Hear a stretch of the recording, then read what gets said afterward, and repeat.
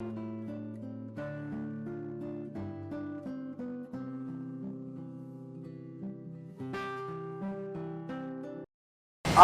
বাংলাদেশ থেকে প্রথম হজ ফ্লাইটে মন্ত্রী জনাব তারেক রহমান হজ যাত্রীদের সাথে কুশল বিনিময় এবং তাদেরকে বিদায় জানাতে এখানে উপস্থিত হয়েছেন। ইয়া আল্লাহ, আপনি মাননীয় প্রধানমন্ত্রীকে উত্তম জাযা দান করুন, তাকে সুস্থ এবং নেক হায়াত দান করুন।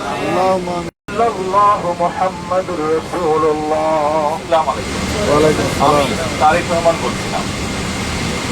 আজকে আমাদের যে হজ ফ্লাইটটি যাচ্ছে, এই হজ ফ্লাইটটিতে প্রথম হজ ফ্লাইট যাচ্ছে এই হজে, এবং আপনারা সেই ফ্লাইটে যাবেন। আজকে আমি আপনাদের সাথে দেখা করতে এসেছি, সেজন্য এই যে দেখা করার সুযোগ পেয়েছি, সেজন্য আমি আল্লাহর দরবার শুকরিয়া আদায় করব। আপনারা প্রত্যেকেই আল্লাহর মেহমান। আমি দৃঢ়ভাবে বিশ্বাস করি আল্লাহর মেহমান যারা আপনারা আল্লাহর ঘরে যাওয়ার সুযোগ হয়েছে, আপনাদের তৌফিক হয়েছে। আপনারা যদি আল্লাহর দরবারে এই বছর যেটা হয়েছে, এটা অধিকাংশ কাজগুলোই আমরা সরকার গঠন করার আগেই সম্পূর্ণ মোটামুটিভাবে হয়ে গিয়েছিল। আমাদের খুব কিছু করার সুযোগ ছিল না, তারপরে আমরা যতটুকু করতে পেরেছি, আমরা কিছু ছোট কিছু কাজ করার সুযোগ ছিল, সেগুলো আমরা করার চেষ্টা করেছি। তার মধ্যে একটু একটা বড় কাজ আছে, আমরা চেষ্টা করছি 12,000 টাকা পর্যন্ত টিকিটের যে ভ্যালুটা আছে, 12,000 টাকা পর্যন্ত আমরা কমানোর চেষ্টা করছি।